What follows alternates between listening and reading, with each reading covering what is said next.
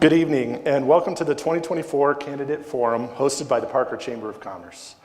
I'm John Rollett, a financial advisor in Parker with Edward Jones, and I also serve on the board for the Chamber, and I'm the current chair of the Government Affairs Committee. We appreciate everyone that is joining us in person here at Black Bear Golf Course and those joining online. We look forward to getting to know more about the candidates and their priorities if elected in November. As a reminder, this event is being live streamed and we will be recording the proceedings. The recording will be posted to the Chamber's website and social media accounts following today's events. By RSVPing to participate, each candidate gives irrevocable permission to be filmed for this event. The event is only open to registered members of the Chamber who have reserved a seat in advance and guests of the candidates. There will not be any open Q&A as part of this forum, and all questions will be asked by our panelists. Our in-person audience has agreed to remain silent throughout tonight's forum so that we might respectfully hear and understand the perspectives of all the candidates. All registered candidates were invited to tonight's forum, and the Chamber and its members appreciate those of you that are here.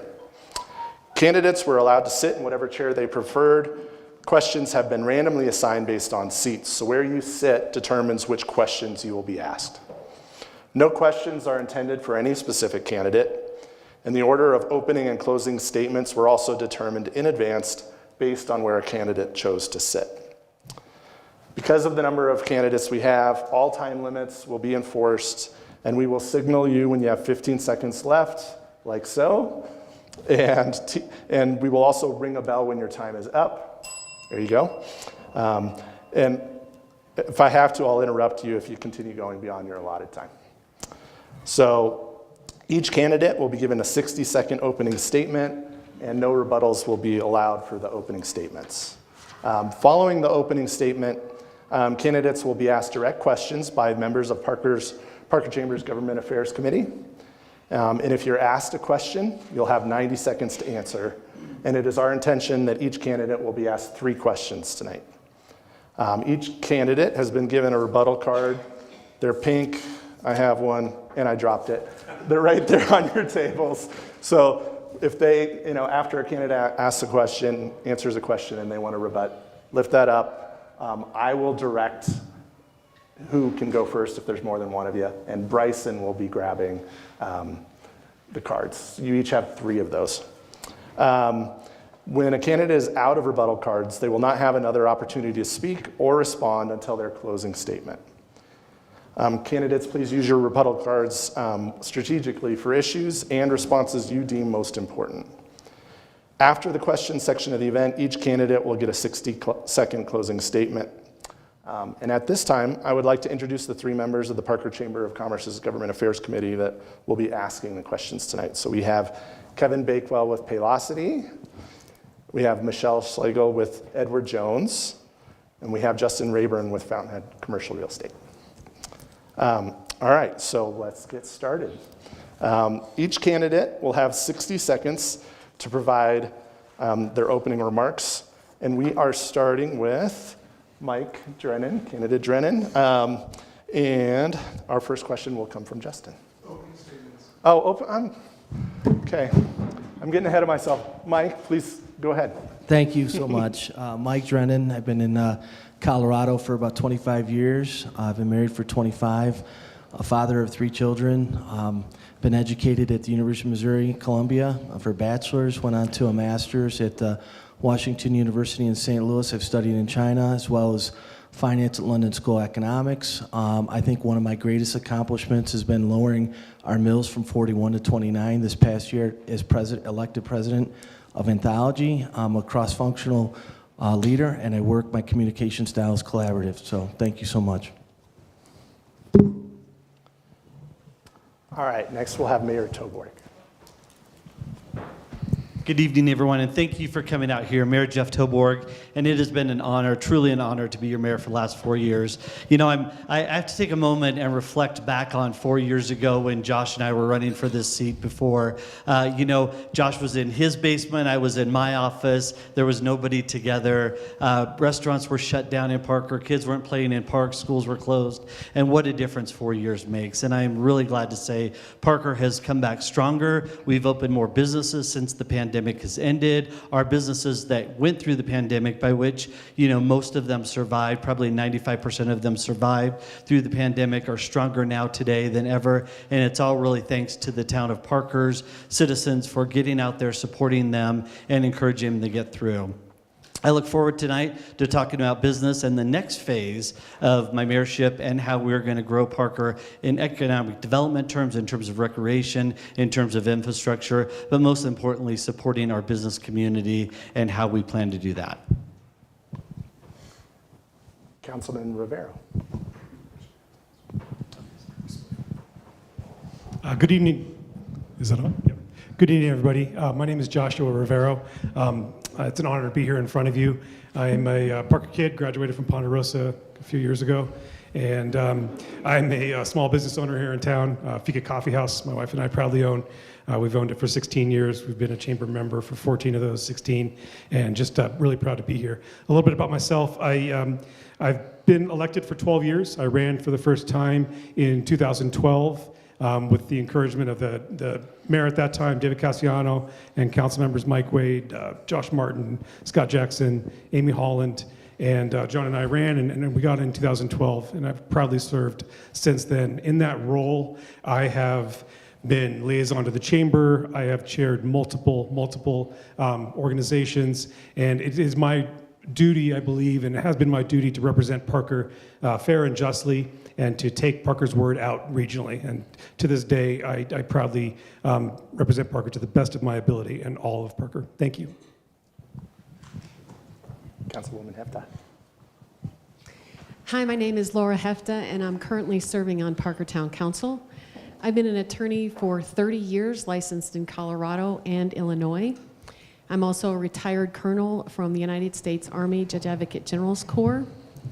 And I also have my own business here in Parker, my own law firm focusing on wills, trusts, and estates.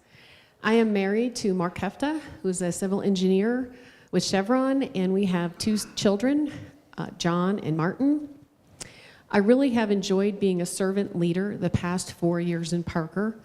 There is a lot to learn when you serve on town council, and you really have to try to get up to speed to learn taxes, housing, transportation, economics, small businesses, to name a few. So I'm really looking forward to serving you in the future. Thank you. You got the gist. Councilman Diag, please. Hello, everyone. My name is John Dyke. I'm a Town of Parker council member for 12 years. I've been in Parker for 41 years, in the town limits for 27. I have been, my professional career, I have been a Parker Chamber member, I think all but maybe a year or two. In previous life, I was a shareholder in a professional service company here located in Parker. I am currently a financial planner. I live in Bradbury Hills with my wife and 3 kids, 22, 20, and 17.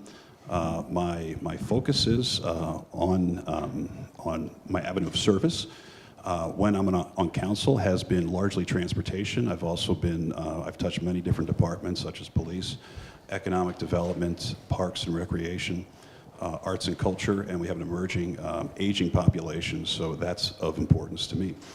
Thank you very much. And Councilman Hendricks. Hello, I'm Todd Hendricks. I'm a 20-year resident here in Parker with my wife and 2 children. My career is in IT data analytics, and I'm a current council member, and along with that, a liaison to Parker Senior Center, and also a member of the Cherry Creek Valley Rotary Club of Parker, where I'm one of the main fundraiser coordinators for Parker Brewfest, which raises funds for nonprofits. I'm running because I feel like I have more to give to Parker. 4 years ago, I don't do campaign promises, I share a vision. And this council we have before you along in the audience, has done a lot of great things, from infrastructure to local economy, Parks and Rec, supporting the police, and I feel very proud of what I and the current council has accomplished, and I thank you. Thank you all. And now I was so excited about the questions that I tried to get ahead of myself. So now we're going to do questions. So our panelists are going to go through those. And as a reminder, you'll have 90 seconds to answer the question posed directly to you. And the other candidates may weigh in using their rebuttal cards. And the rebuttal is limited to 60 seconds. So please wait on me to call on you before beginning a rebuttal. So we'll get started. Justin will be asking a question of Councilman Rivera. All right, so our first question revolves around growth. Parker is growing and growing fast. With that comes a lot of worries about public safety, congestion, zoning, water, and other infrastructure. Do you think Parker is handling growth well? Why or why not? And if anything is missing in the town, and if what if anything is missing in the town's growth strategy? Absolutely. I think that's a great question. Obviously, it's the question that's on top of everybody's mind. And I think we're doing it incredibly well. We're an incredibly well planned out organization, from public works to police to all the different departments that touch what it is we're doing. We have a master plan, dated 2035 master plan, and that decides where things are going to go, that builds out our community and what it's going to look like and where the regional centers are and where the neighborhood centers are. And we're following that plan to the T. We have an 80-20 split. 80% of the homes in Parker will be single family and 20% will be multifamily. Multifamily includes for rent products and also for sale products. And that for sale products is I'm going to come back to at the end. So we are incredibly well planned out. You'll see right now, I know it's hard, especially during election season, all the cones that are going on. But I see the cones and it actually makes me happy, and I know that sounds ghoulish, but it actually is a good thing because we are improving our streets, we're improving our intersections, we're making it more better to flow for everybody to get through. Those dollars are regional dollars that we brought down from the state, from the county, from even the federal system to reinvest back into Parker. And I think it's important to point out that our growth is directly beneficial to our community because it's the developers that build the roads. Any of you that have come down off Chambers hitting Hess Road, you can see Chambers being built over the hill down south. That's developer funded. The gentleman that is building or developing that area there, he's paying for that road. So I'm really excited. The one area that we need help in is construction of condominiums. That is the one multifamily thing that we're lacking. So we'll get there. All right, our next question will be for Councilwoman Hefta. Oh, We got a we've rebuttal. Yeah. All right, great. Can you repeat the question real quick? Parker is growing and growing fast. With that comes a lot of worries about public safety, congestion, zoning, water, and other infrastructure. Do you think Parker is handling growth well? Why or why not? And what, if anything, is missing in the town's growth strategy? First, I want to say that I think we're all up here because we love Parker. We think Parker's a great community. I also want to say that everybody's going to have a different opinion. So with that said in mind, I think when you start looking at safety in Parker, one of the things I would look at is law enforcement. And we just spent $35 million on a brand new town hall. Could we have expanded law enforcement? Could we have added 2 SROs to every school? I think those would enhance and give the folks of the community a lot more sense of security. I think it's a very good spend. Those are gonna, they're gonna debate this. In addition to that, I would say responsible growth. That $35 million was paid for in cash from funds. I think it would have been better funded if we would have taken out a bond under 5% and reinvested that money additionally in maybe a senior citizen center or something else for the community. Thank you. All right, Mayor Toborg. I needed an add-on card, not a rebuttal card, but I just want to note too that, as we develop, as we build out the last, 25, 30% of our town, the council and I have taken great honor and pride in the fact that, when a developer goes and brings a plat to us, they still have to pull back about 40% of that undeveloped land for schools, for parks, for open space, for sidewalks. So, while they could have developed the whole 100% of that property, this council takes very, very good care of the land around it, making sure that they're not able to develop on all of it, so that we can still continue to have those open spaces and really that sense of community that we have. If you get out on the Cherry Creek Trail, you see it. You see so much open space and stuff, but as you're going down Parker Road, it obviously seems a little bit more congested. And to Josh's point, I'm really excited to end the cone zone wars for the season. Thank you. I just want to touch on one point. That point is the funding for your town hall. When we went out, I'm going to talk really fast. I talk fast anyway, but we got limited time here. So when we went out, we built the police station, we built the Pace Center, we built PWalk, which is Public Works. We built all of these things on COP bonds. And when we did that, folks looked at us like, why are you financing Save Cash? Well, then COVID came and we got a 2-year windfall of sales tax dollars. It's not anything you can budget on. This is a one-time thing. This is not something that we can budget on over a 10-year plan or over anything like that. So what did we do with that? We put it into a fund and did exactly what those folks asked for 10 years ago and paid cash for an expansion that was 10 years out of date. Go ahead, Councilman Dyke. All right, I'm going to sit because there is a significant edge here. I tend to move, and I don't want to be in the hospital just yet tonight. So I'm going to try to sort of touch on the things that weren't touched on. My apologies if I'm redundant, but I think from a growth standpoint, we have other special districts. We have Parker Water and Sanitation. We have other sanitation departments, which do other services such as water.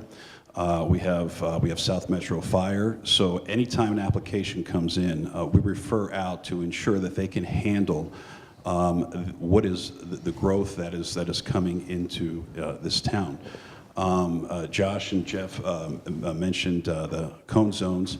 Our Public Works Director a couple weeks ago in a study session indicated this was largely the largest amount of spend that we have had on roads. We have successfully leveraged our local dollars to get, again, as Josh said, county dollars, federal dollars, so we can improve roads for the citizens as we get to full build-out.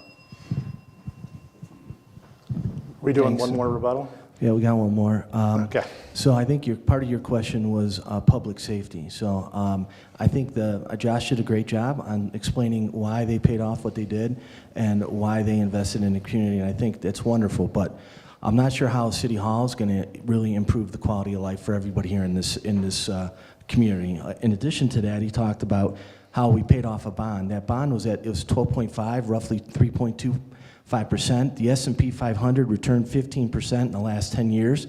We actually lost money as a community by paying off that bond. We could have made money if we would have just left that bond in and then reinvested that money. Instead, we chose to use cash and we liquidated that. We lost basically 12% on our investment. So it comes back to fiscal management. If you think a city hall is right and you want to pay cash for expenditures, wonderful. But I think building more police structures and building more SRO officers in the community will pay dividends. Thank you. Any more?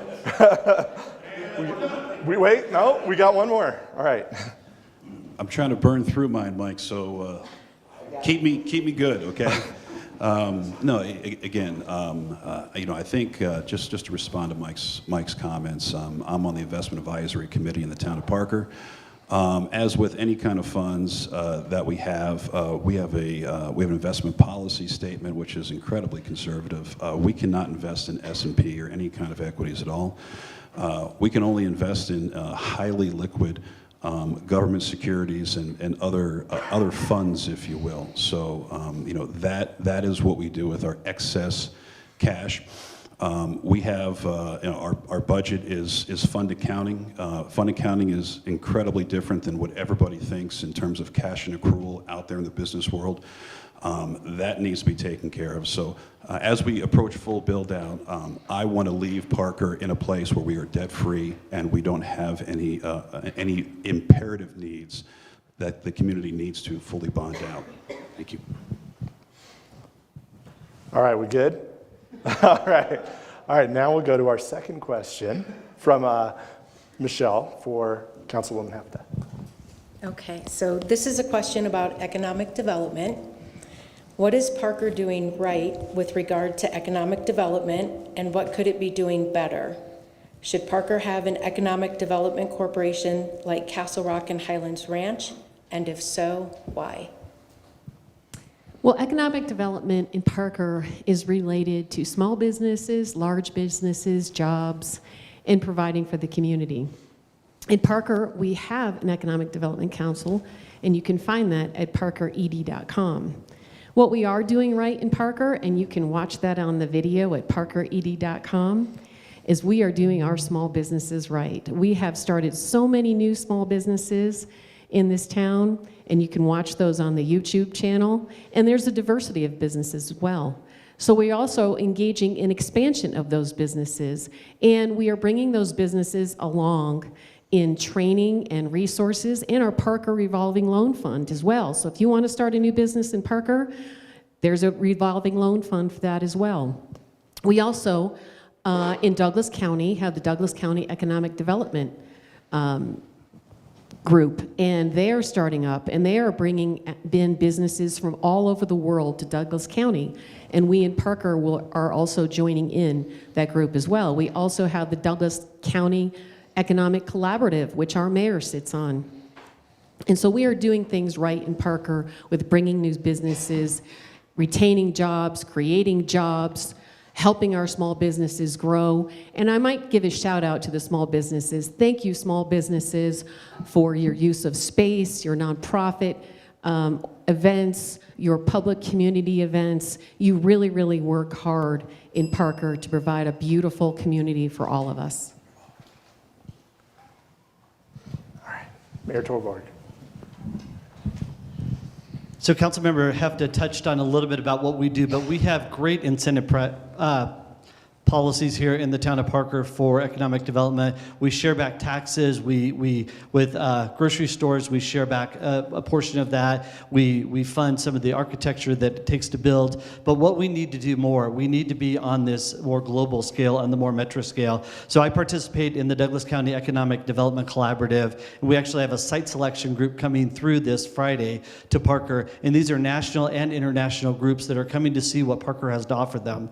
Just last Friday, we broke ground on a 200,000 square foot data center, first of its kind in the town of Parker, which will bring back $2.2 million in excise and franchise tax every year to us. We're entertaining an international aerospace group that will be building components for satellite parts right here in Parker. We need to build on these items. We need to not only use our incentives that we have here in the town of Parker, but we also need to look to our commissioners, to our Douglas County incentive package, because it's a whole different ballgame than what we have, and tie those together to get good, solid paying jobs here in Parker. You know, I think all the parents that I talk to, they have one goal in their life, right? They have one goal, is that their kids are healthy, happy, educated, but I think secretly everybody wants their kids to move back to Parker, to have a job where they can buy a house, raise their family in close proximity. And if you're like me, I want to live with my kids one day so they can take care of me. So, but we're doing a lot right in economic development, but we have so much further to go.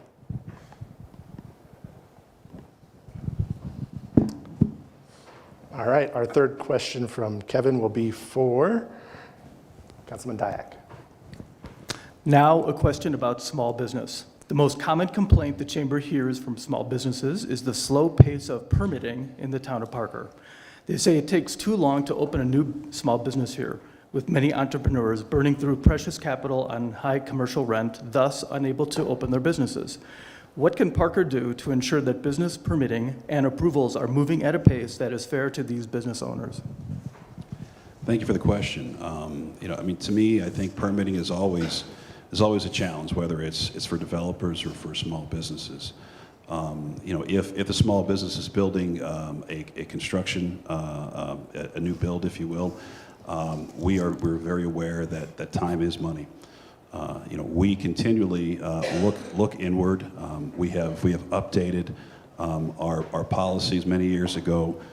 We found out that fire was the laggard in terms of identifying what the turnaround time was. It was delaying that. So what we did is we brought that in-house in order to speed up the process. We also invested in software, Track It, is a software that is used to show applicants real time how their permit is progressing. The biggest challenge I think that Parker has is our external referral agencies. Not to throw them under the bus, they're doing the best they can, but it is a process, and just because Parker gets the application, we have to then turn around and again give it to the school district, give it to the water, give it to fire. And fire still has a small role in that. So that's the challenge. We're continually trying to help small businesses, and partnership with the chamber. Hopefully, continued dialogue and getting your boots on the ground information, I think, would be incredibly well received by the town here going forward. Thank you. Good timing. All right, our next question will be for Councilman Hendricks from Justin. All right, this is a question about education. The Douglas County School District will again push for a bond issue to pay for desperately needed repairs to existing schools and the construction of new schools to cope with the county's expanding population. However, voters have been resistant to invest in public school infrastructure. What is your position on the current bond request, and should Parker voters be supporting these types of investments? Well, I believe there was a school recently that had sewer problems and then closed because of old equipment. So there's definitely a need for improvements at schools. I'm a parent.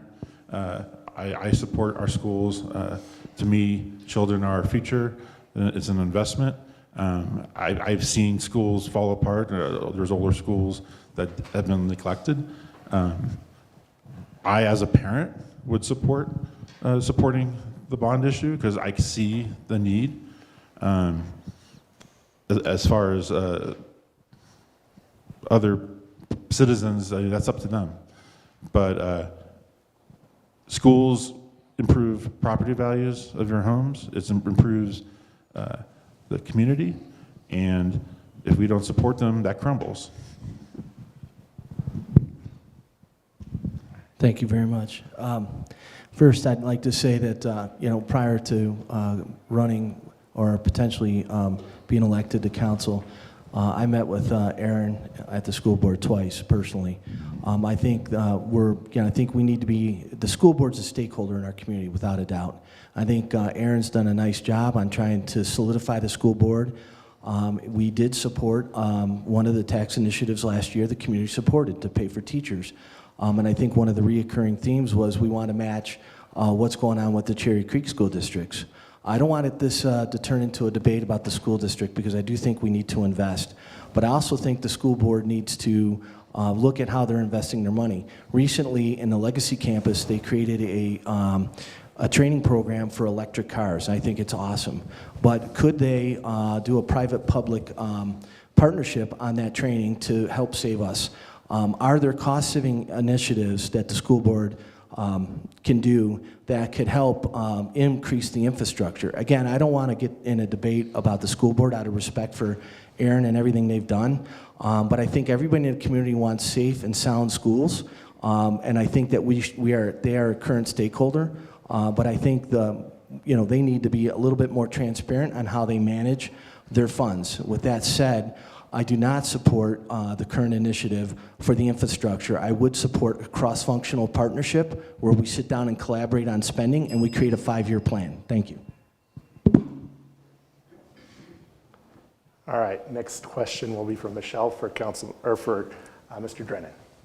Okay, so this is a question about county government and how it impacts Parker. In the 2024 legislative session, a state measure was considered to require counties over a certain population threshold to have a minimum of 5 commissioners. Douglas County currently has 3. Given the newsworthy infighting among the 3 current commissioners, do you believe that the number should be expanded to 5? Why or why not? Well, that's a great question, but I think the real question is the county running effectively? That's really what you're asking is, are the 3 doing a great job? I think the county is doing a great job. I think you're always going to have a difference of opinions. That's the beautiful thing about our elections, and that's the beautiful thing about the current board setup. I also don't want the state of Colorado dictating what we're doing here in Douglas County. The real question is the state doing the right things for our citizens? I think every one of us in this room would have questions with how the state's being run. So I think the answer to that is I think 3 is fine. I think if the state wants to input or give us leadership on how to manage our community, they should first start with their own. I mean, we've got a fentanyl problem, we've got a carjacking problem, we've got a number of different issues. One is not putting 2 more commissioners on the board. So in fairness, I think the question's awesome, but I think it more goes back to how the state's being run. And I like a lot of my, lost it. Oh, like a lot of my citizens and fellow neighbors have some serious questions about this. So I don't think that adding 2 more commissioners is going to add anything. And I think the infighting is good because everybody in this room, we talked a little bit about the First Amendment this year, and it got some publicity. I think having a difference of opinion is awesome, and I think that's what makes us great. Thank you. All right. Next question will be for Mayor Toborg from Kent. The next question is about housing. The lack of attainable workforce housing is one of the most pressing issues in this state, and there is wide agreement that more housing inventory is needed, particularly in the Denver metro area. What are some specific actions the town of Parker can take to be part of the solution to the housing crunch? Thank you for that question. And you're right, housing across our state, across our country is an issue. You know, Parker is going to get hit coming in next year with the current legislation about ADUs, about the number of people that can live in a dwelling, and the inability to prohibit parking on streets. We're going to get slammed with that.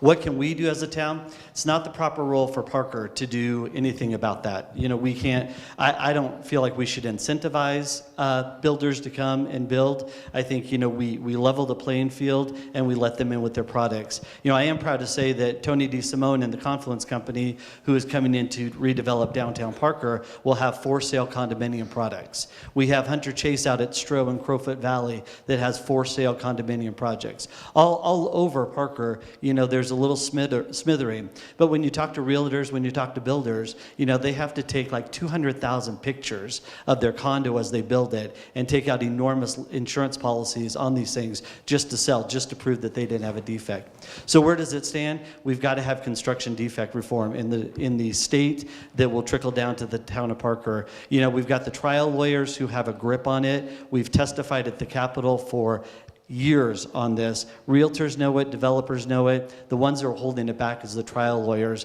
Until our legislature is willing to pass construction defect laws, we're stuck. We're really stuck. All right. Councilwoman Hefta. So housing in Parker. Recently, the state legislature passed Proposition 123, which directs funding of programs to help essential workers up to 0.1% each year. Parker had the opportunity with other municipalities in Douglas County to join into this collaborative, and we did. We joined into it because we want to see affordable housing in Parker. And if we don't join into it, we leave money on the table for other municipalities to get their share of affordable housing in Parker. Now in Parker, we have about 1,000 units of apartments right now that are vacant. And so let me tell you about Sharon. Sharon is a person who owns a business, and she has affordable housing here in Parker. Thank you. Councilman Rivero, did you want to? No. You're good? All right, sounds good. All right, so the next question is for you, Councilman Rivero, from Justin. All right, this next question is about community wellness. Since 2022, Secor Cares has seen a 220% increase in families experiencing food insecurity. Some people in Parker are struggling to make ends meet, and the burden, of help has fallen largely on the already overextended nonprofit community. As it relates to policy and budget, how can the town do more to help people struggling with suburban poverty? Thank you. That's an incredible question and timely, as you know. Corps and the task force and the other not-for-profits are doing an incredible job. And it's about connecting the individuals with those organizations. As far as the town is set up, we don't have a human services department. We don't have a way to interject or to help out. What we do have is the county and their human services department. And having the county seat in Castle Rock is great, it's wonderful, but to be honest, we're 17 miles away. And sometimes we get forgotten about here in the northeast corner. And what I would like to see, and what we had at one time, was a human services office in the Parker Task Force. That Parker Task Force was built with some county contributions under the promise that there would be a manned office in that building helping those folks to county services, to the exact thing that we all pay for as county citizens. But unfortunately, right now, you've got to go down to Castle Rock. Now, if you're, I'm not going to, I don't want to get sad here, but if you're having a hard time and you're trying to get through things, can you really take the time to drive down to Castle Rock? If you don't have a car, all those situations are really hard. We need regional services that are inside of our town that are provided by our county, since the 67,000 of us contribute into those services. Those services need to be represented in our town.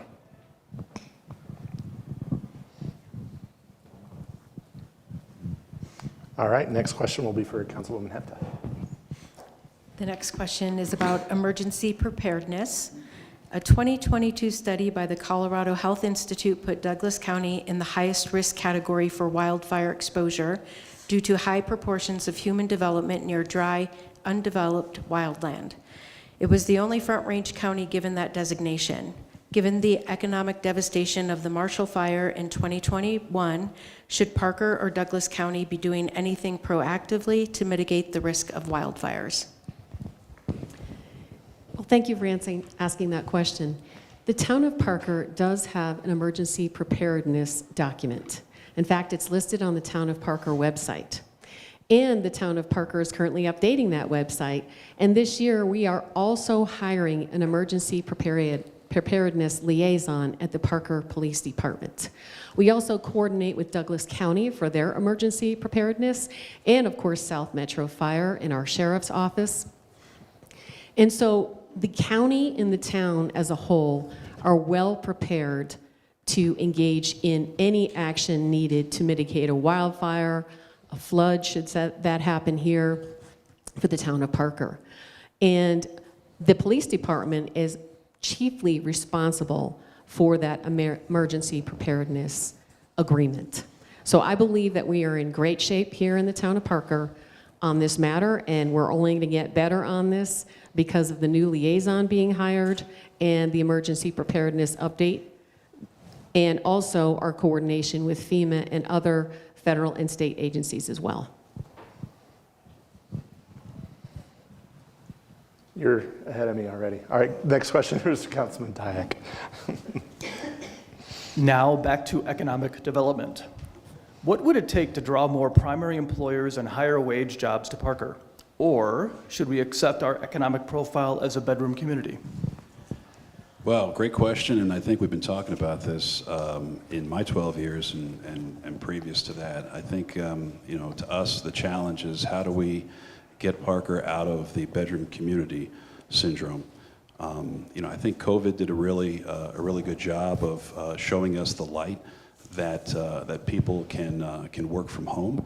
I think employers, if they're not located in Parker, can have indicated to staff that they can do that. But from a Parker standpoint, I think it's challenging. Our biggest asset is E470. The primary employers, those people want accessibility. They want that ability. And with us, quite honestly, not being on I-25 or having I-25 frontage is a bit challenging at this point in time. As Mayor Toborg indicated, we have Compark area, which is being built out with a data center. There are other employer opportunities out there, Charter Communications, and a host of other smaller entities. I think that is sort of what we have to look forward to. We're slowly getting to a full build-out status, but our opportunity is E470 and that corridor that presents itself. And that is how we grow and create primary employment here in the town of Parker. All right, Mayor Tolborg.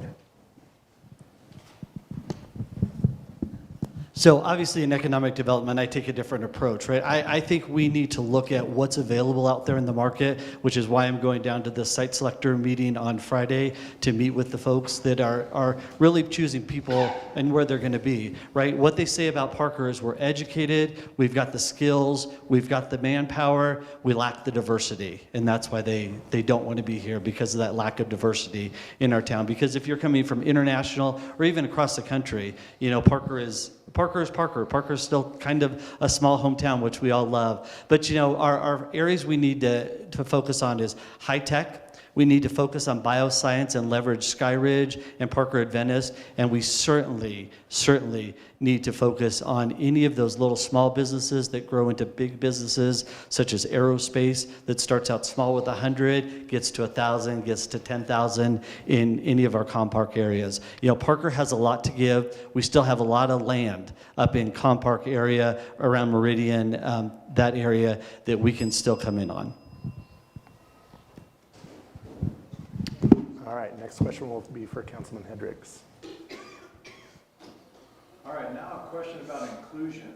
The Chamber's new strategic plan specifically sets goals around engaging with minority-owned businesses. What do you think the council and the town should do to proactively engage and address the issues facing diversely owned small businesses? Well, I think it's working with partners like the Chamber or the DBA, working with them to reach out to these small businesses and see what they need. I know this is a different question for me. I'm stumbled here. I think Parker is a welcoming town, and we support our small mom and pop businesses, and I don't see that changing.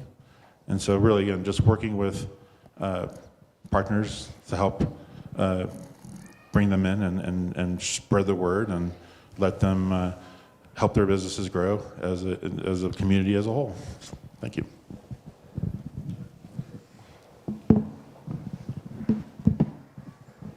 I think Todd's on the right point. It's about understanding and making sure that they feel welcome. And going to every business that opens. And as the chamber for ribbon cuttings and as your elected representation, we need to go to every business that is opening and establish those relationships and make sure they feel included. Inclusion is about being included. And so each business needs to know that they're welcome, they serve a point, they serve a service into this community. And getting out there and getting to know everybody that comes into this community, finding out what they do, finding out what they offer, finding the story, why are they, how do they get into business? What are their dreams? And learning more about that. That's where the diversity comes in. That's what we can do as a government, but more importantly, as Todd said, as our partners could do with the DBA and the chamber. Get out and make sure every business feels welcome. That's what makes us a hometown. That's what gives us the hometown feel.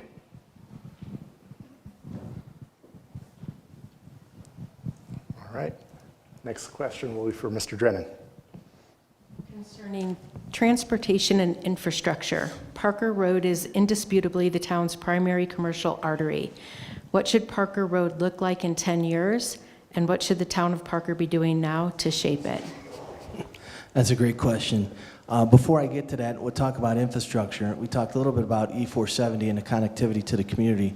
I think E470 is great. It's a vital part of this state, but I'm just going to tell you, it chaps my ass having to pay for a toll road that's on our land. So I appreciate John's comments on that. As far as Parker Road goes, I'll get to that in a minute. We talked about we talked about the community and human outreach and resources in the community. I know that we couldn't invest the $12.5 million in the S&P 500, but we certainly could have kept a low interest rate, took that 12.5, we could have invested into some other infrastructures in the community. Parker Pantry is a resource. It is in Parker, and those struggling families only are allowed 12 times a year to get food. After that, you're shit out of luck. You got to go someplace else. So I think we've got to take care of that. As far as Parker Road goes, it's only going to get busier, and I think the town has done a good job on putting more roads to try and ease the infrastructure in the community. But I think, you know, it's just one of those issues that as we grow, the congestion's going to grow on Parker Road. Sorry, thank you.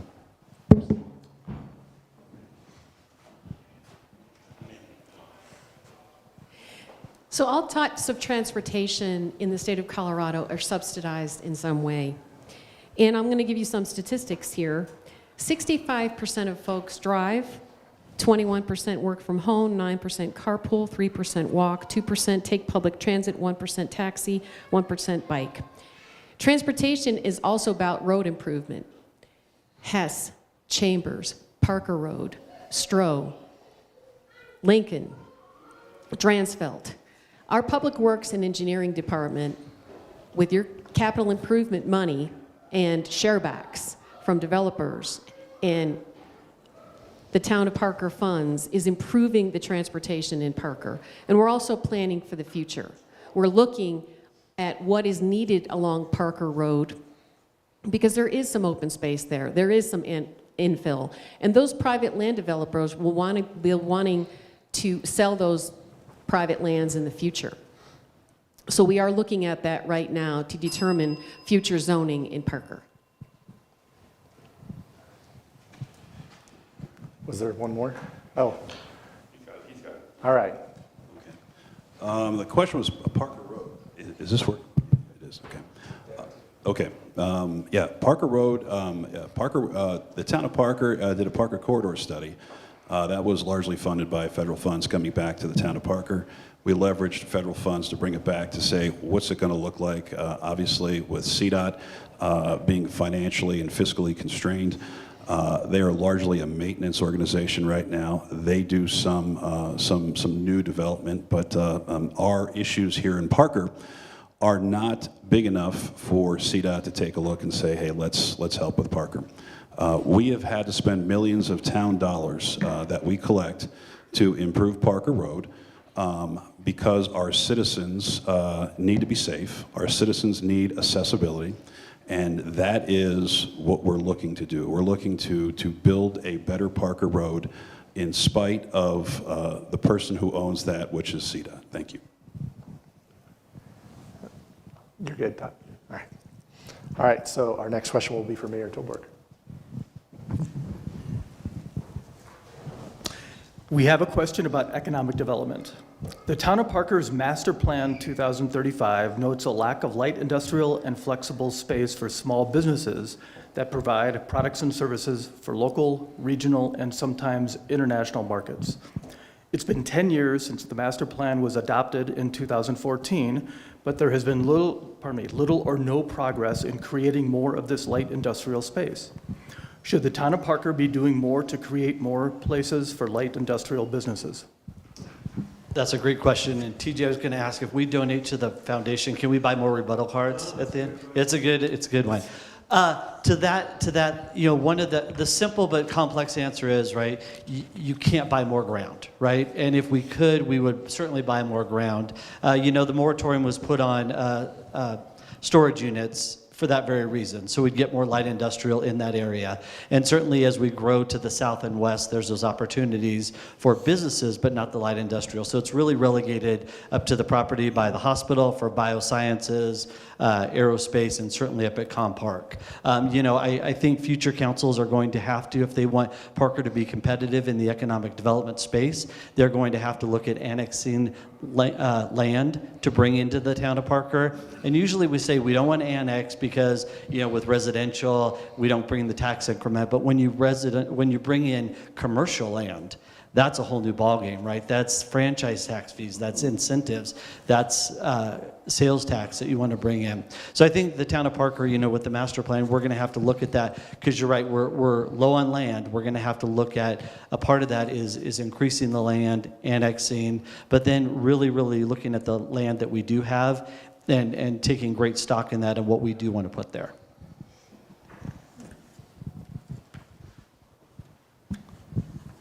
All right, because I want to switch it up, we're not going to go to Josh. We're going to actually go back to Todd. And next question will come from Justin. Again, this subject is on growth.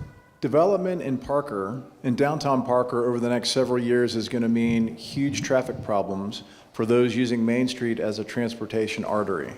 The construction might also be a deterrent to those who currently access downtown for shopping, services, and entertainment. What should the town be doing in the short and in the long term to lessen the conflict between commuters, shoppers, and construction? In the short term, just to educate the public about the future construction that's happening. It's currently being will be done in phases to minimize the impact of that. But I have faith in our traffic department. There's obviously cones all over right now, and they do an excellent job of directing traffic and telling the public what's going to happen.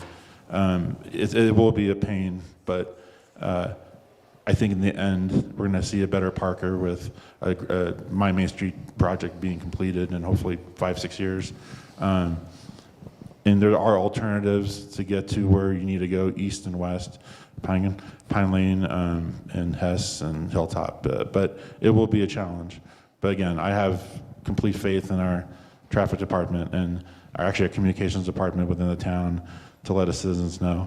They're doing a tremendous job with all the cones out there right now with the expansion or improvements at Parker Road, the improvements with happening with Dransfeld, and Stroh Road will be coming along too, and Chambers Road, which isn't quite impacting them since there's no homes there. But there's so much infrastructure improvements happening right now, it's unprecedented.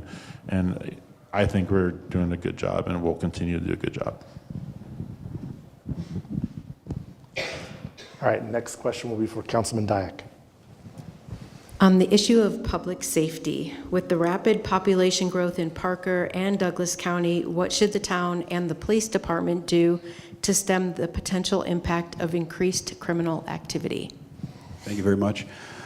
Ever since I've been here and beyond, public safety is one of the hallmarks that Douglas County and Parker has offered to the community. We have traditionally have had a safe environment. The answer, quite honestly, is to fund the police. That is what you have to do. We have budget meetings, and that is one of those primary questions. What do you need, police, in order to make us safe? Everybody in Parker has come here, and the expectation is they are in a safe environment. And it's up to us as council members. It's our duty to follow through on that. So, to me, quite honestly, the answer is to fund the police, interact with the police, identify what they need. If you talk to our police are very collaborative with the sheriff and with other departments. When there is a need, we respond here in Parker. The Aurora Theater shootings. One of the hallmark photos of that was a Parker police car being there, as well as every other police organization here in the region. So, fund the police is the answer.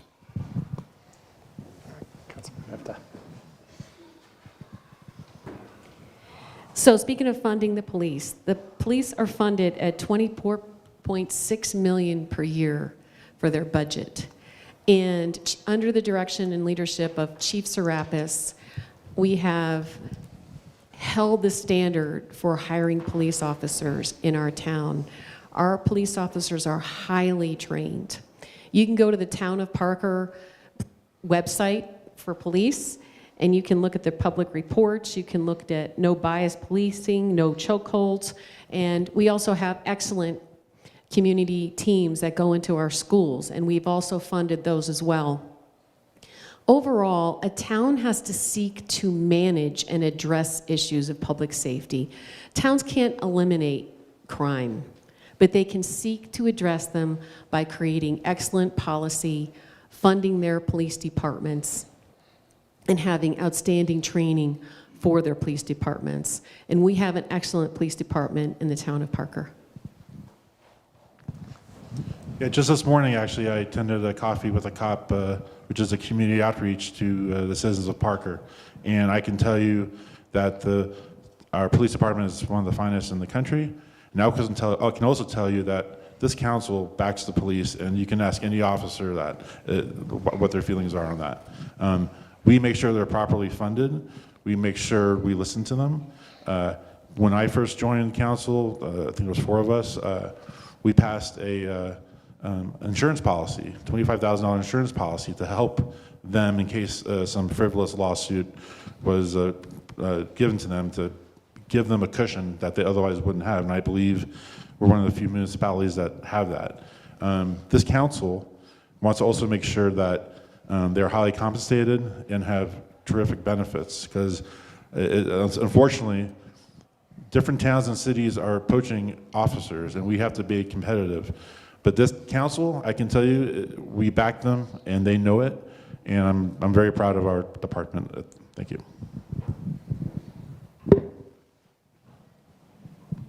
All right, next question will be for Councilwoman Hefta.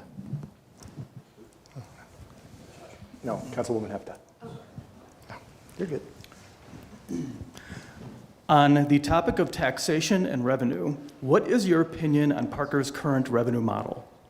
Should the town be generating more or less revenue, and how does that relate to increasing demands on services and infrastructure as the town grows?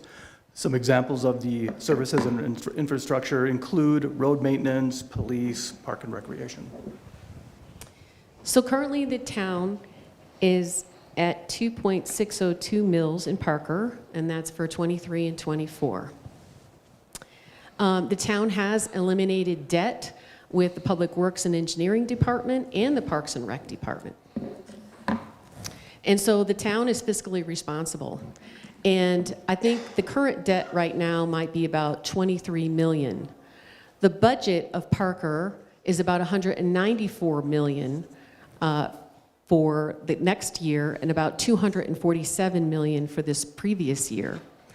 The town manages its butt through its finance budget, through its finance,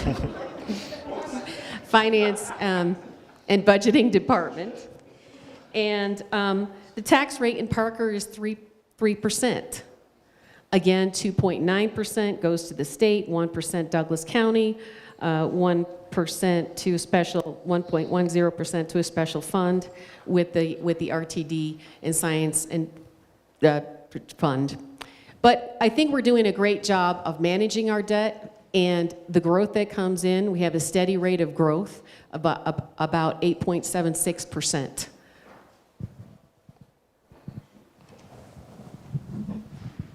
I think right now we're at a good spot, though I would say RTD is kind of a bugaboo with me. We give them in the district roughly 17 million, but we get a fraction of the service, maybe not even $1 million. The model just doesn't work. It's just 2 bus lines, and the demand is not there. So that 1% sales tax that RTD gets, in my mind, is just doesn't fit here. And we tried twice as a council to get out of RTD, but it's somewhat impossible given the demographics at the state capital. However, I do think transportation is important, and a different kind of model, like a shuttle service, kind of like what Lone Tree has, Lone Tree Links, to get people to the light rail or whatever, hopefully will cost less, and I don't think would need a 1% sales tax. Getting out of that Roach Motel might be difficult, but that's where I feel. Thank you. All right. Our next question will be for Councilman Rivera. This question is about Parker's workforce. Advent Health Parker has been vocal about the challenges it faces recruiting and retaining skilled healthcare workers. With other healthcare employers like Kaiser and Health One expanding their operations here, what should we be doing to support the ability for healthcare workers to build careers in Parker? Great question. And for me, this comes to housing, plain and simple. You have an incredible community that is expensive to live in.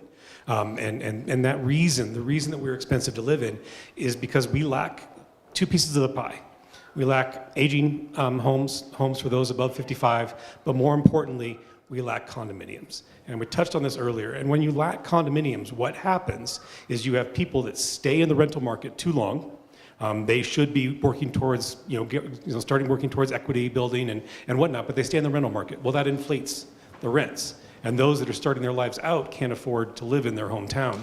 At the same time, you have folks that enter the housing market too soon, and that makes those individuals house poor, as you say, so they can't afford to participate in their community activities and whatnot. So when you don't have a wide variety of housing situations for the workforce at all different levels, when you're missing that middle gap, you don't get those folks that are starting out. You don't get that young workforce. You don't get the nurses. You don't get the firefighters.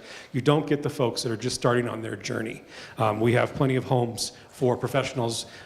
We need homes for the folks in the younger years that are just starting their journey into equity. That answer is construction defects, and that can only be answered at the state capitol. And I will testify every single year down at the state capitol, as I did last year. You'll see I have the support of the Home Builders Association because I am so adamant down there that you guys need to fix construction defects because you are killing Colorado.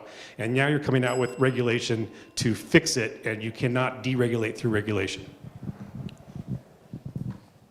Can I ask a procedural question? Yes. How many questions do we have left? Because I'm budgeting my... We've got 2 questions left. So you could use one here. The next question you might not want to, but we'll see. And all right, we'll move on to the next one, and it's for Mayor Toborg. Okay, so another question about housing. There are a lot of single-family homes and apartment complexes in and around Parker. What should the town of Parker be doing to encourage more diversity of housing solutions, particularly with regard to condos, duplexes, accessory dwellings, affordable senior housing, and other creative housing options? Can I say what he said? But, in all seriousness, and it is a really serious problem, right? The construction defect laws have hamstrung us. I don't know what Parker's going to be able to do now that the state legislature has taken away the municipality's exemption for ADUs. We could be having ADUs all across Parker in backyards, over garages, et cetera. There are some builders that are building out in Looking Glass and Tentera that are going to be offering that now that it's available. So more of a multi-generational family aspect. But it's hard. But to get back to the question on healthcare just for a second, people aren't. Housing is one aspect of the healthcare issue, but people are leaving nursing, they're leaving medical, they're leaving these fields in the droves. And I think one of the aspects that's really good that Douglas County Schools is doing is they've got their CNA program, their RN program that they're going out. You can graduate from high school with a CNA and then go in for 2 more years of nursing school to graduate with your BSN. That is going to help in the medical field, getting those folks in.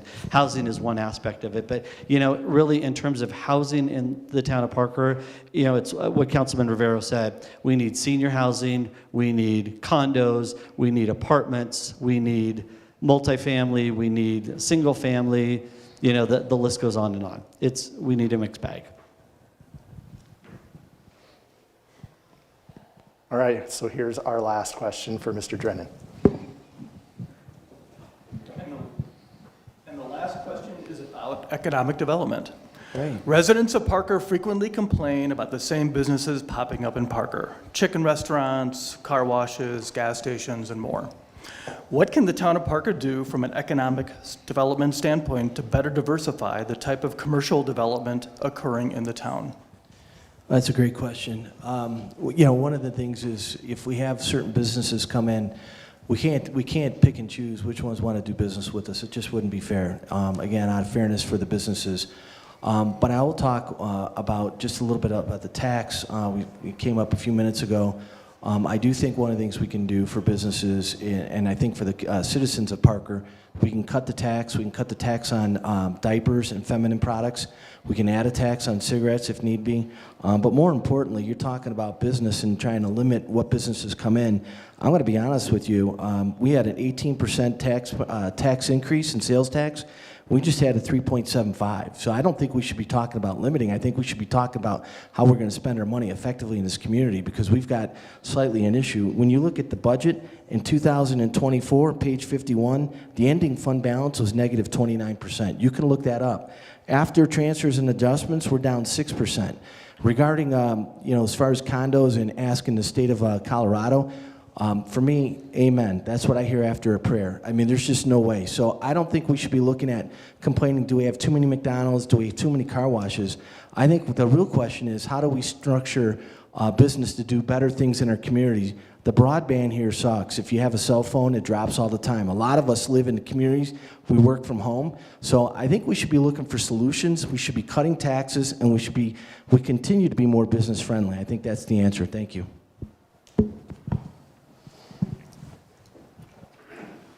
To the question about the businesses, all businesses are important to Parker.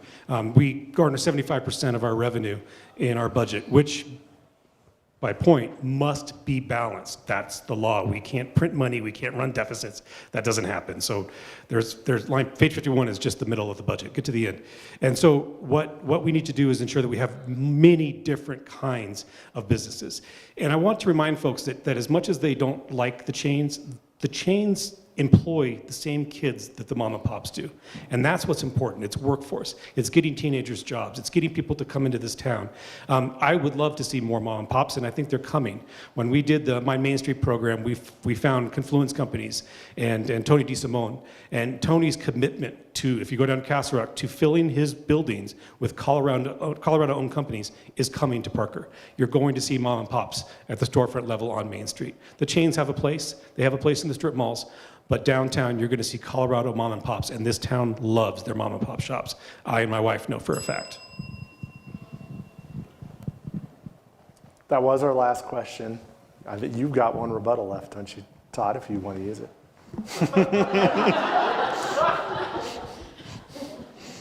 I agree with Josh. You're going to drop the mic. All right, thank you all. All right, now we're going to go into our closing remarks. Candidates will have 60 seconds, and we are going to begin with Councilman Dyack. Thank you. Again, John Dyack, 41-year Parker resident. I love my community, and as a spreadsheet introvert guy, I never in a million years thought I would be on this stage 12 years into a civic commitment.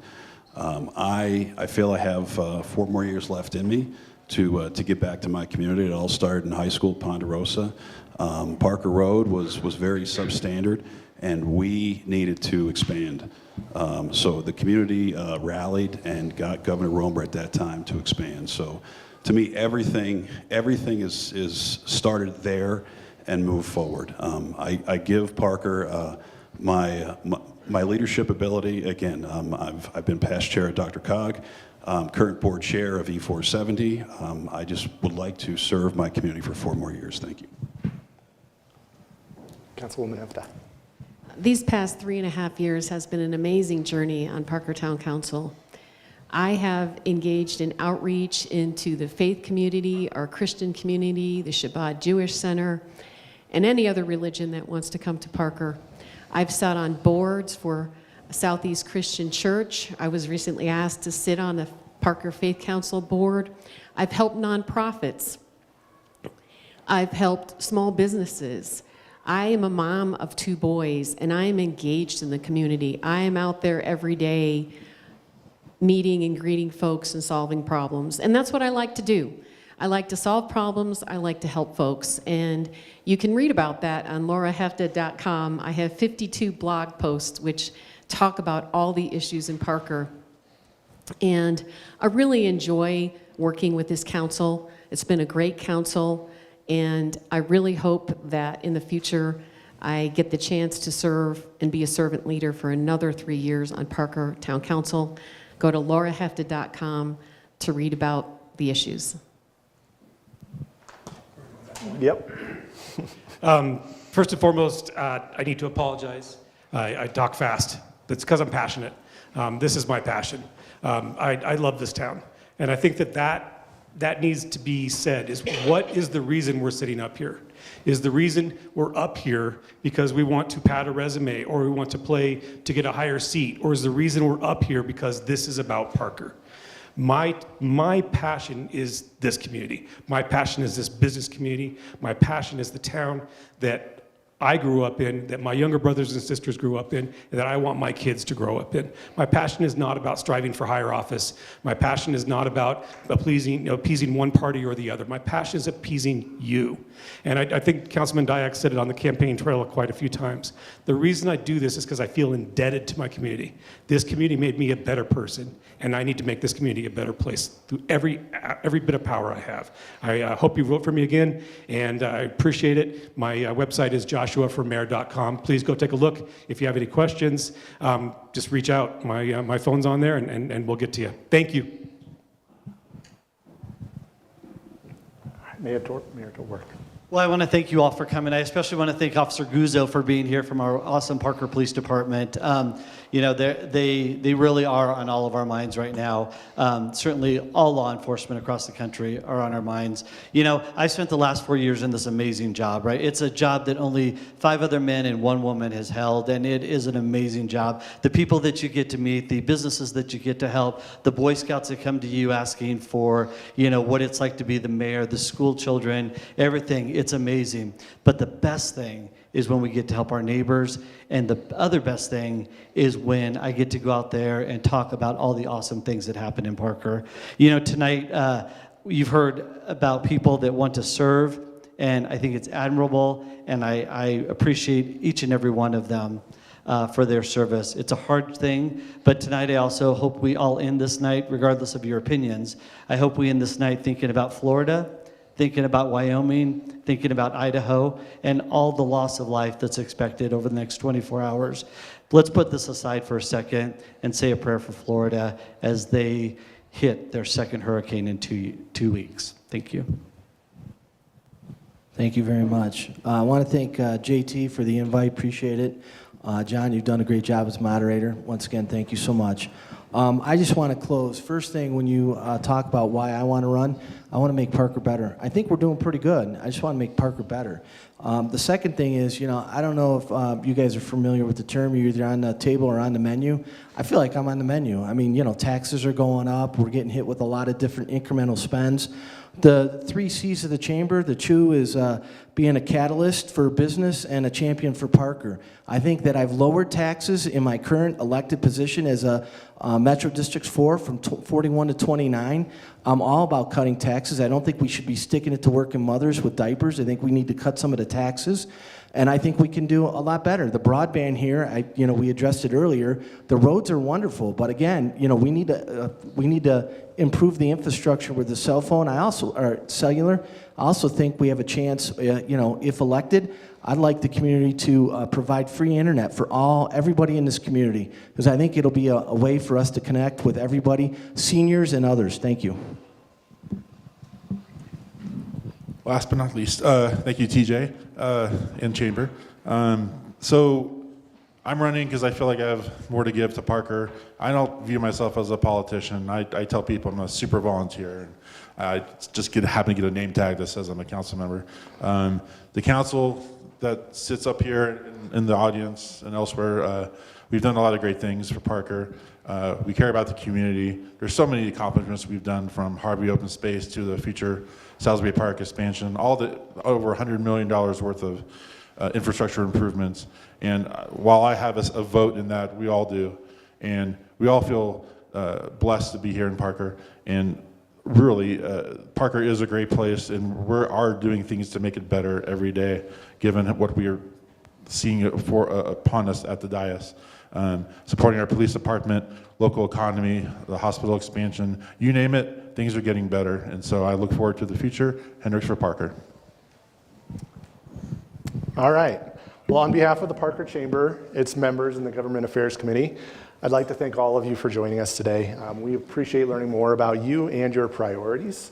And for everyone listening, please be sure to vote in this important election. And this concludes our candidate forum. Thank you for joining us.